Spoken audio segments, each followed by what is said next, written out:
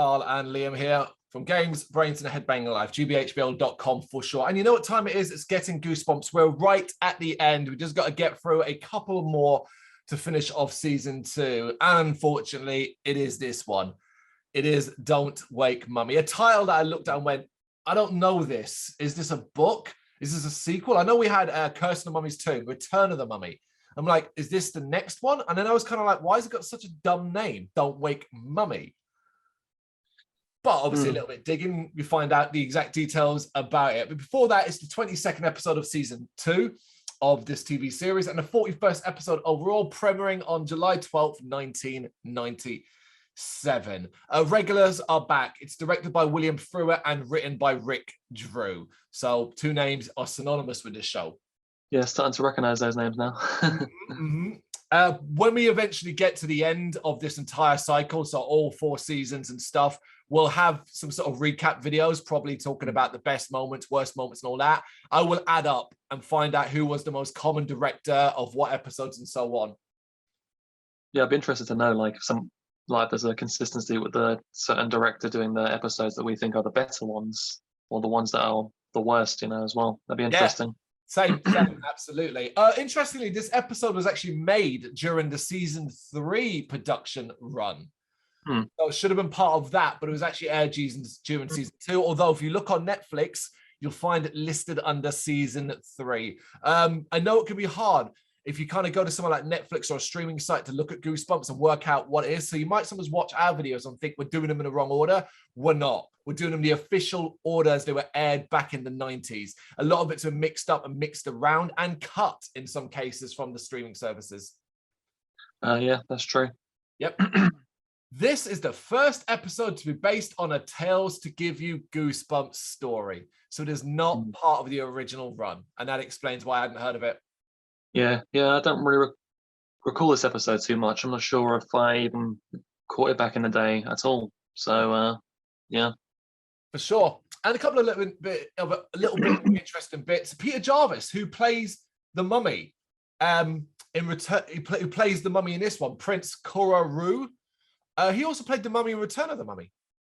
I guess I thought he did such a good job brought him back. Or maybe they even filmed them. You're saying that it was part of the production of season 3, so they couldn't have filmed them even together at all. So that's interesting. And another one, Jeff and Kim's house. So the house this takes place in is actually the same house from Vampire's Breath. It's Freddie and Kara's house from Vampire's Breath, with the inside a little changed around. I feel like we, in a previous episode, might have talked about whether or not they'd reused certain sets and props and stuff. And there's all these different houses they have in these episodes. I'm not surprised at some point they would go back and use one of these houses. So there you go. I would never have known it had I not read it, put it that way.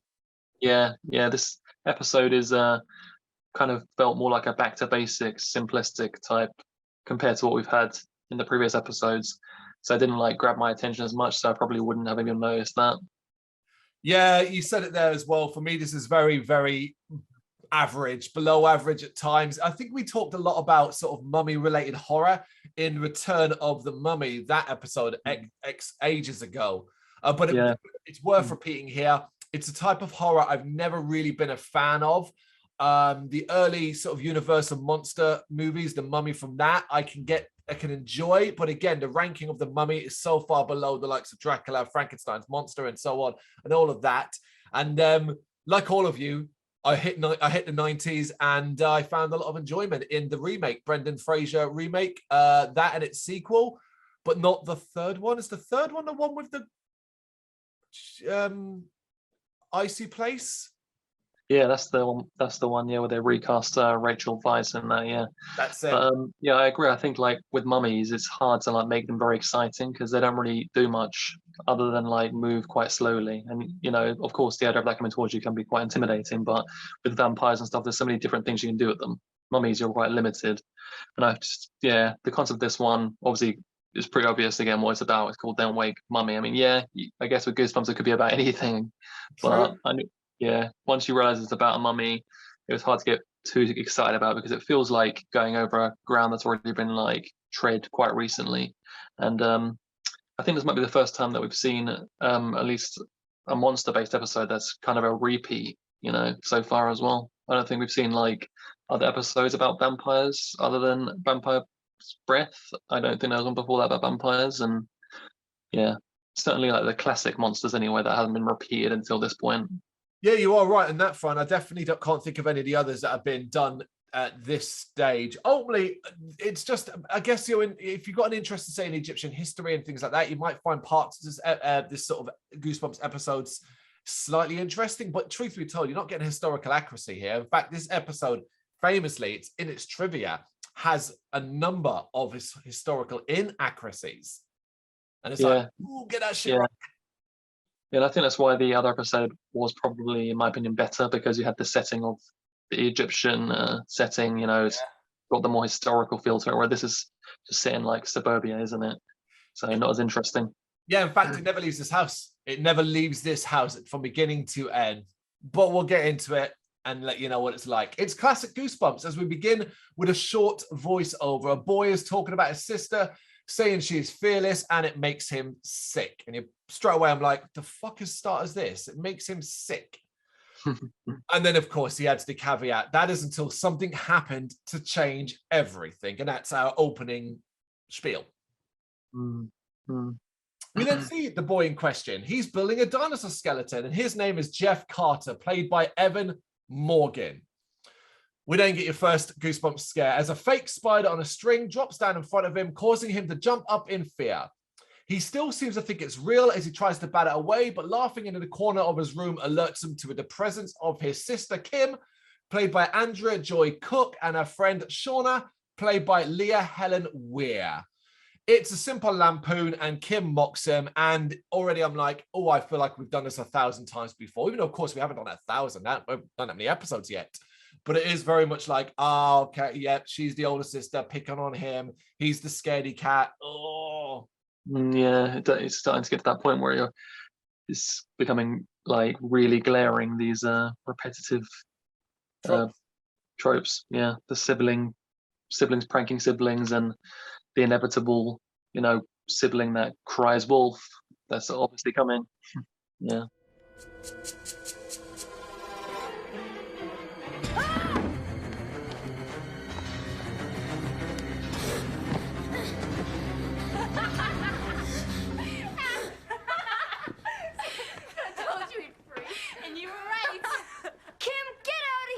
Stupid spider with you.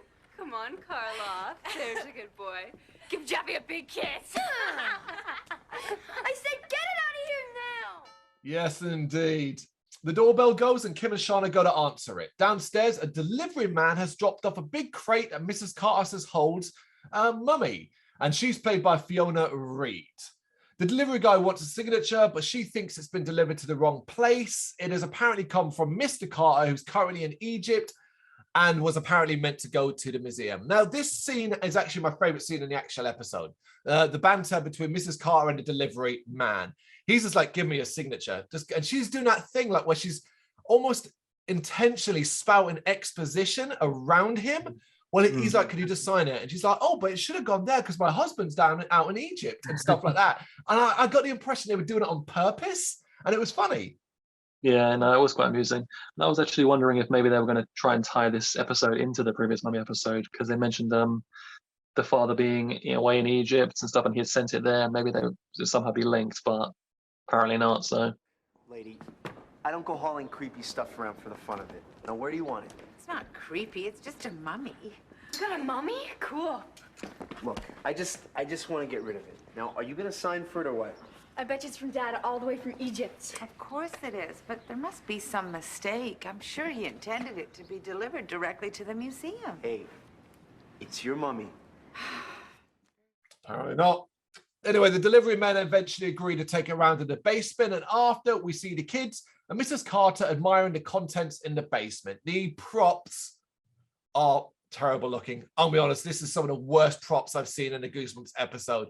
The joke is they try to play it off as she has a line where she talks about not everyone being being buried with riches and things like that. That's not true. Any Egyptian pharaoh or high-ranking official and stuff like that who was made into a mummy, buried in a pyramid, was buried in splendor. because that's what they did. So it just doesn't work. Yeah, because that's why they mummified in the first place. They wouldn't have gone to the effort of like that burial process unless there was someone important. That's the whole point. Yeah. Yeah. Yeah, so you got like the sarcophagus completely itself looks like crap. You've got this jar. I can't remember what it is. I've got the name of it written down on another page, so we'll get to that, I guess. But during this point as well, they hammer home that Jeff is a massive wimp. And again, I'm just like, oh, I hate these kids. Yeah, it always seems to be the younger, like the boy characters more often than not. I like these wimpy types, and yeah, it can become pretty tiresome. Yeah, give props to Goosebumps, and I guess for changing the gender stereotype roles in the 90s. Yeah. We then get the opening Goosebumps scare as a mummy hand reaches up from behind Jeff and grabs him on the shoulder. Props to the kid here. Holy shit, does he scream? Yeah.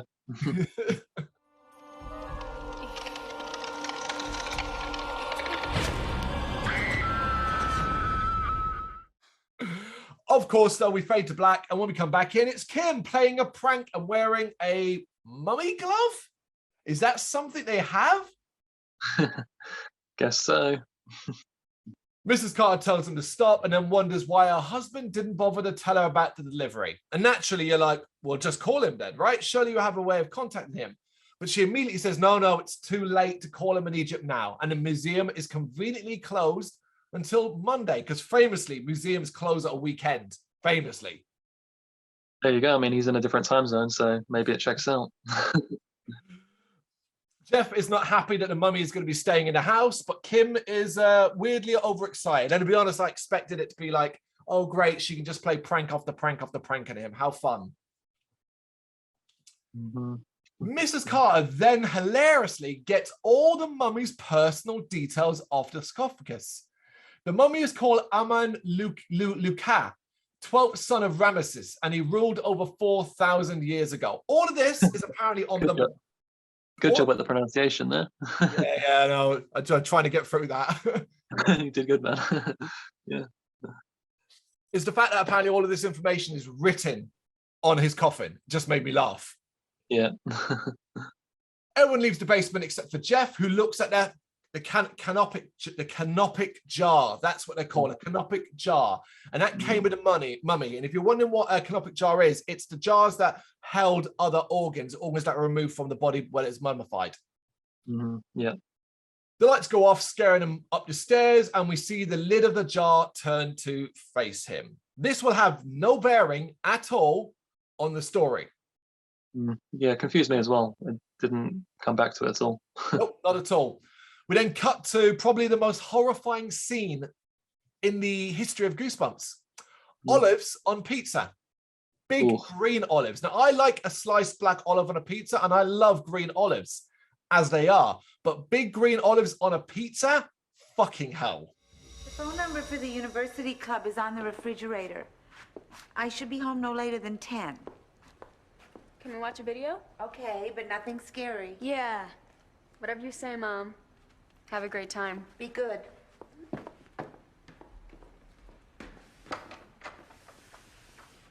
What's the matter, Jeffy?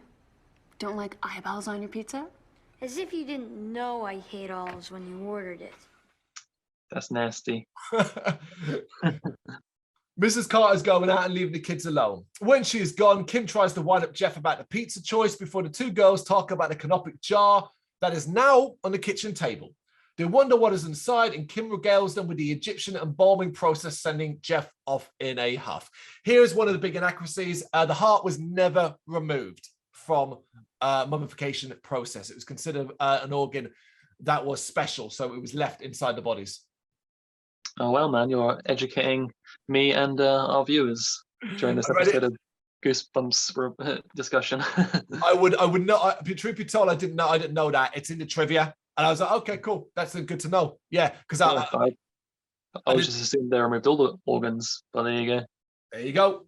Later, the kids are watching an old black and white mummy film, and Jeff is about to shit a brick. Honestly, it's too much, because we kind of watched this old black and white movie as well, because what happens in it is relevant to what would happen in this story. And it is very Universal monster movie, but it's very cheesy. Truth be told, it looked way more entertaining than what I was watching, so I kind of wanted to we'll carry on.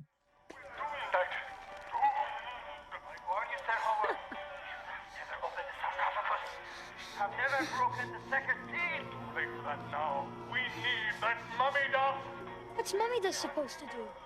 Let's ground up bones of other mummies. Yeah, that happens a lot in these episodes that kind of feel like they are major homages to those types of old classic monster films.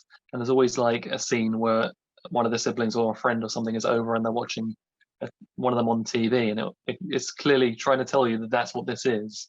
You know, if you didn't already figure it out for yourself. Yeah, I thought at first, because obviously when we see those scenes in horror movies, they tend to be using movies that is in the public domain. It's why you see Night of the Living Dead a lot on Nosferatu. They're two movies that are in the public domains. You can get away with showing them and not have to pay any copyright law. So I presume this episode was doing the same thing. The fact that they apparently made a number of scenes for their own black and white movie, well, that's impressive. That's true. But the only thing of note here really is that the film on TV talks about mummy dust and how it apparently can stop mummies. If you're looking for any kind of explanation about that, forget it. You're not going to get it. It just does. It just is a thing. Yeah, it does come up later during a line that is said, but that's about it. Okay, all right, maybe I missed that. Okay, anyway, Jeff's about to have a heart attack watching the film, so shuts it off. Kim suggests they go look at the mummy in the basement, and Shauna is up for it. Jeff tries to argue against messing with it, of course, as Shauna now starts to have second thoughts. Kim playfully teases her, though, and the pair end up removing the lid, and in doing so, we do see them breaking a seal on the side of it. It's on the opposite side as well from where it's positioned, so I'll give them a fair thing here. They probably didn't even see that seal. That's true. Inside, it's the Crypt Keeper. Seriously, this mummy makeup outfit rips off. It's a shoo-in for the Crypt Keeper, if you know I'm talking about Tales from the Crypt TV series. Oh yeah, that's true. I didn't even put those two together, but now you say it, I can see it. Jeff is actually pretty amazed by what he sees, but Kim and Shauna have disappeared. And then the lights go off, causing them to panic. And I'm like, come on, damn it, Jeff, you know it's going to be them messing around. Being so gullible, damn it. Yeah, he runs up the stairs to find the door locked and tells Kim that he'll grass her up. But Kim from the other side of the door says he's the one down there, so he will get the blame. Yeah, okay, so she's locking him in the basement? I was a bit like, okay, that's not a prank. That's just being mean. Also, considering she clearly loves pranking him, you'd think she's definitely done that at some point, you know? Yeah, you'd also think like the mum's going to come home and go, well, I know Jeff is a scared shitless boy, so he probably didn't do this. You, who constantly plays pranks on him, you probably did it. Yeah. Jeff ends up going back down to the basement and stares in horror as, with no magic words, nothing really happening or anything like that, the mummy just sits up. It's like, oh, okay. Just, it's alive. Yep. Yep. Tries to find another way out as the mummy turns to face him. And previously said the mummy is played by Peter Jarvis.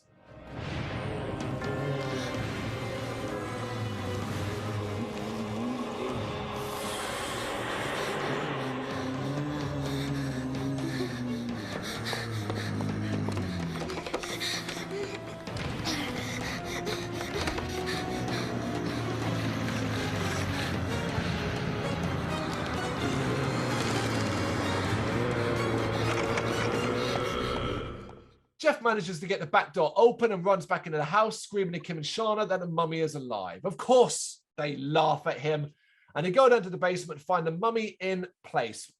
Right? Totally the same thing. It actually does something good here. Shauna notices that the position its arms are in was not quite the same, but Kim dismisses it. And I like that. I was like, oh, that's a little thing where you're not sure if your mind's playing the tricks on you. And remember, the best horror is the horror you don't see. It's the horror that you imagine. I thought that was good. I like that. That's like a subtle detail. That's nice. As they put the lid back on, we see the mummy's eye move. So from subtlety to, no, not. Why is the mummy pretending to be like not alive? That's the question. It's actually, I didn't even, why is he? Why? You're right. He already sat up. Yeah, no clue. Later, Jeff is in bed as a shadow creeps up on him. He panics and attacks with his pillow, but it's just Mrs. Carter. So they said to this kid, go nuts with that pillow. So he fucking did. He batters over this pillow. I thought it was hilarious. He's having a good time, man. And by weird coincidence, we will, in a couple of episodes' time, also do another pillow-related scene that is just as violent. That I remember thinking, like, wow, when did the pillow suddenly become a thing? Sure. He tells her what happened with the mummy, but she says he had a bad dream. So, you know, the old adult thing. No, you just had a bad dream. Don't tell me that. You're lying. She points out to him that mummies can't come back to life. Fair enough. And she tells him to come downstairs to help her work. We then see that Kim and Shauna are listening, and Kim is planning to scare Jeff. She says she doesn't hate him, because we get this good scene here. Well, Shauna says to Kim, why do you hate your brother so much? And Kim's like, well, I don't hate him, but he's just a wimp, and it's fun to scare him. And I was like, that is the first time Goosebumps has ever done that. Actually had a character say, why are you doing this? And then go, well, no, I don't really have a good reason. They just kind of annoy me, so I want to do it. Yep, they actually asked the question, like, what's your problem, bro? But they never actually have like good reason, unfortunately. But there's almost a semblance of character development there. Careful, Goosebumps. So I ain't got time for this. Carry on, carry on. Mrs. Carter is studying a sarcophagus, and she finds that this mummy was an unknown pharaoh, and it could change history altogether. So more details apparently on the sarcophagus. And this time it was a pharaoh that no one's ever heard of, and that he might have been, it would change the course of Egyptian history. So big deal. Yeah. Jeff is impressed, but even more so, Mrs. Carter finds more details, even more, that suggest a man killed his brothers to get the top dog position. Jeff then makes a terrible joke about thinking Kim was mean. I'm like, what? Oh, I thought my sister was mean. There's some really like cheesy lines in this one. I don't know if we've gone past it already or not, but there's a line where the mother, she, I think he's calling out saying there's a mummy or something, and she says that I'm not the mummy, I'm the mommy. Oh. She says that, and like I really, when I heard that, I realized that I think the entire concept for this episode was written around that one line. That's it. Yeah, that's the bit in the bedroom when he's hitting her with the pillow, I think. Yeah. I think that was it when someone wrote that line. They were like, "How can we?" I know it's based on the book, obviously. It's probably in the book, but maybe that's R.L. Stein. That's where I got that line. He was like, "How can I write this episode, this whole book around this line because of what it's called and whatnot?" You know. Awful. Particularly as after Jeff makes this terrible joke, he then has a sudden realization that the mummy is a killer, so gets all freaked out again. And look, I'll be honest, man, I know it's a trope. I know we've seen it 100 times before. Maybe that's why I'm just not putting up with Jeff's shit. But I'm just like, God damn it, man. I hope this mummy strangles you. Yeah, I think we're probably more sympathetic towards these annoying children earlier on, but as it goes on, we're going to get more ground down. By the time we come to the end of the series, we're just going to have full hatred for them. Later, as she's getting ready for bed, she gets a call from Mr. Carter. He is in front of possibly the worst painted backdrop ever. They basically stuck him in a room, and when we need a background for Egypt, somebody paints something. They invited a 10-year-old in to do it, and that was it. I reckon that's exactly how it went. You got it nailed on, man. Hi, honey. Darling, it's so good to hear your voice. Yeah, did you get my message? No. We're still at KV5. We have made some extraordinary discoveries. So have we. What? I can hardly hear you. Although it don't really matter because he's barely in it, Michael Hanrahan plays him. Oh, good job. Good job. He did a nice little performance for his brief scene. The line is bad, but he reveals that he sent the mummy to the house so that she could start working it straight away. And he asks her to check out a reference that he apparently found in the tomb. We won't find out what that is until the end. As they're talking and Jeff is sleeping, we see the mummy moving through the house to the lad's room.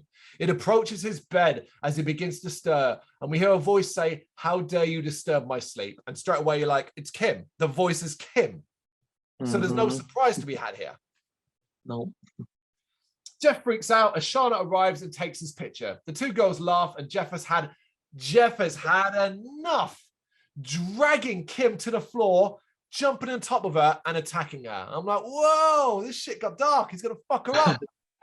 Yeah, gonna take a dark turn, man. You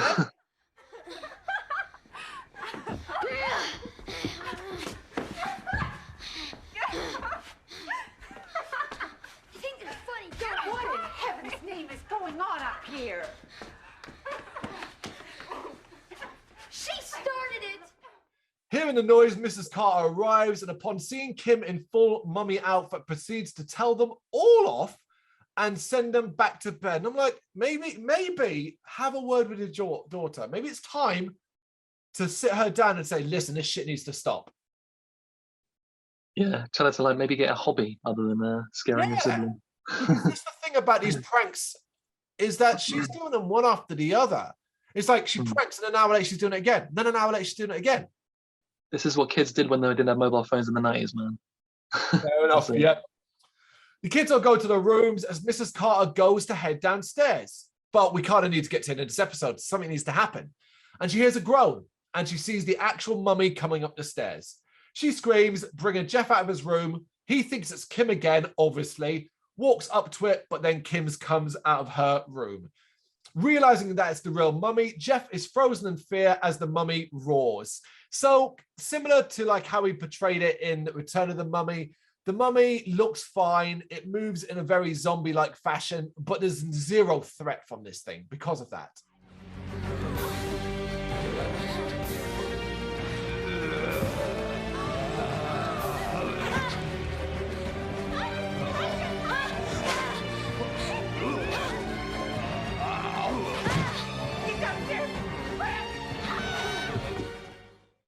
Yeah, it works for Goosebumps because of how slow it moves. They don't have to worry about it actually catching anybody and having to hurt them, because apparently it likes to, when it gets close to potentially getting someone, it just goes back to bed, instead. Yeah, it tries to get him, but it's slow and useless, allowing him to dodge and the rest of the family to get down the stairs. Almost though, as Kim is grabbed and Jeff goes back to help her. He struggles to free her, but manages to rip the mummy's arm off and they stumble down the stairs. Cool. Yeah, thought that scene was all right. The mummy isn't done yet, though, and continues down the stairs. Rather than go at the front door, which they're all by the front door, they instead all go backing into the living room. I'm sorry. Why would you do that? Just well. Yeah. Meanwhile, Jeff has the canopic jar and orders the mummy to stop, claiming the jar has mummy dust inside. His mother rightfully speaks up through all of this and says, don't be an idiot, Jeff, that's nonsense. And then we reveal that the jar holds his heart, and if he gets it, he can become human again. So suddenly, out of nowhere, we just get all this detail. But see, it is a throwback to the whole mummy dust thing. It is. There it is. The mummy's useless, though. Can't grab anyone for shit. Jeff eventually gets cornered, but the mummy knocks the jar out of his hand, and the heart lands in the sink right on the garbage disposal. Ooh.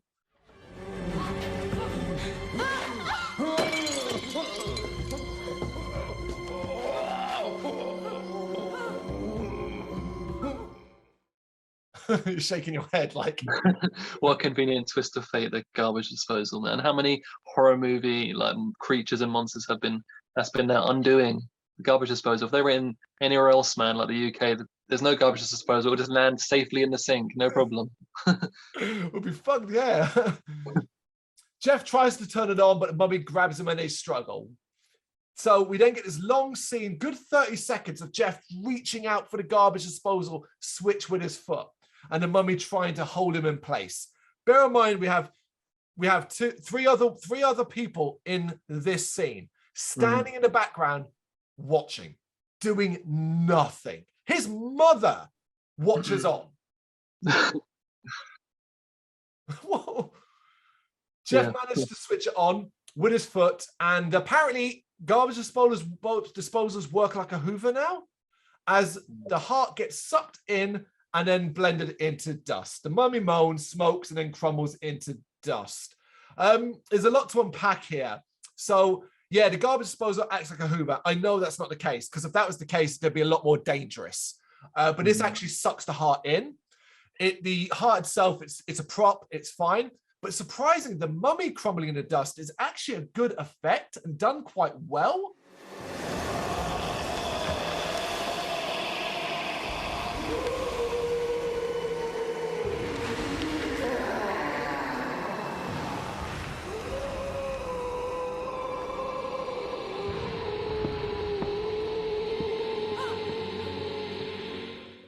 Yeah, I put that. I thought the mummy disintegrating into dust was like a real highlight for the episode, but it's ruined by another horrible line that you haven't made note of. And Jeff says, "Now that's what I call mummy dust," and it's not great. Yeah, this is all over the place. You know what? Let's just do the last part, and then we can kind of come back to it sometime later, because this is bad episode ends with a bad way. They're all having breakfast, discussing the events, and Jeff claims he'll never be scared again. They hear a cat outside, so he goes to give it milk, and it reveals it to be a mummy cat. And I just wrote dumb as fuck. Dumb as fuck. This is a prime example of Goosebumps, an episode of Goosebumps just not knowing when they should just end it, and they feel like they had to tack something on at the end to like prolong it because they got more runtime they have to fill, and they got to do something. And I thought the mummy cat at first looked actually really terrible. But they do a nice little close up of it, which actually indicates that they may have made some kind of hand puppet of some type, which I thought looked pretty good, and they made the props, so there's something there.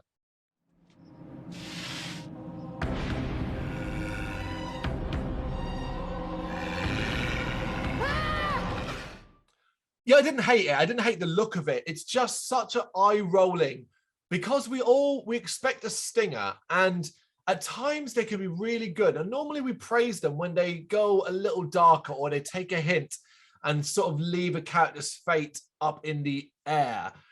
Go back to our previous episode. Look at the last scene, the stinger for Welcome to the Dead House with the dog. This is the episode that directly follows it, and we get one with a cat. And it's like, was that by accident? Because that kind of fucking sucks. I feel like some of the episodes in the first season had some really great twists, and often Goosebumps does throw out a really great twist, and they're always trying to like recapture that. It's like an M. Night Shyamalan movie or something. They're always trying to make the next one, and how can they do better, but they just can't. So they just put something in there. It's like they knew this episode was kind of bland, and they just try to put something exciting at the end, because they overall it just wasn't that great. And Yeah, you're exactly right. This is below average, because ultimately it's utterly forgettable. It does nothing interesting with the character mummy that it's got. It doesn't develop into an interesting story. It throws in a MacGuffin halfway through it, so it has a resolution. Its characters are the same characters you've seen 100 times. There's some fun, cheesy line delivery and jokes, but they're more eye-rolling than like praiseworthy than anything else. I think the stinger scene, go back to that in particularly. You use Shyamalan as a great example. This is like something like How to Kill a Monster, which is a more recent episode, had a really good stinger scene where the kids are out in the swamp, gets dark, and then we fade out, leaving their fate unknown. There's Unbreakable. This is Devil. Yeah, that's the difference. You know, it's like it's just not clever. It's not interesting. It's not clever. It doesn't make you smile. It doesn't make you laugh. It makes you go, "Oh, okay, that was a bit stupid." And that's not really how you want to end it, because the stinger scenes are the last thing you see. And sometimes we've watched episodes that are all right through, but we've enjoyed the stinger scene and been like, well, at least that ended things in a high, you know, that kind of thing. That's not the case here. It's literally a constant, not downward curve, because it's not shit all the way through. It's not that, so it's shit all the way through. It's not getting worse as it goes on. It's more of just a steady low bar that then dips for me at the end, regardless of some occasional, like I said, good effects, be it the mummy crumbling, the puppetry of the cat. That's about it, really. That's about it. I can't really point at anything. I mean, I get a laugh out of bad painted backgrounds, but yeah, this is kind of an episode like where you're really searching hard to try and find things that are enjoyable about it. I think it's overall the execution of it is just fine. You know, it isn't like terrible. The acting's okay, and it's clearly a nice little throwback to old-timey monster movies. It's just like super forgettable on the whole. But I did think that the final frame of the episode was actually quite hilarious with the whole cat thing, because you can only assume that the whole family was ravaged by that cat because you never find out what happens to them. So there's that. That is that. Unless we've got a sequel further down the line, I don't know. I tend not to try look too far ahead, because I quite like the surprise of when I go, right, what's the next episode? And then I see what it is. I'm like, oh, cool, this is going to be fun. So I haven't looked at season 3 or season 4 at all. This may even be the last mummy based episode entirely, for if my memory serves me correctly. So maybe they just were like cut the rods on this one then, because it wasn't great, you know. was interesting without like going too off topic, but I am intrigued to see what gets pulled out later on in seasons, because I know we're hitting a lot. We've hit most of the big boys now. We've done a couple of the sequels as well. So other than actual sequels like Say Cheese and Die Again and things like that, yeah, I'm intrigued to see what comes out, really. Yes, it's not great if you feel like maybe they're running like low on creativity at this point, considering it's quite early on in the show, isn't it? But I know there's some really good stuff to come still, so there you go. That is Don't Wake Mummy. You know what to do. You got any thoughts on it? You agree with us or disagree? Let us know in the comments. Thank you very much for watching. You can check us out on gbhbl.com, as well as on Facebook, Instagram, Twitter and Tumblr. Go to Patreon and help us out over there. That's patreon.com/gbhbl, as well as Big Cartel, where you can find some of our merchandise. We have a podcast running on SoundCloud and Apple Podcasts. And of course, if you like this video, do us a favour, hit the subscribe button and help the channel grow. Games, horror and heavy metal. What else is life for?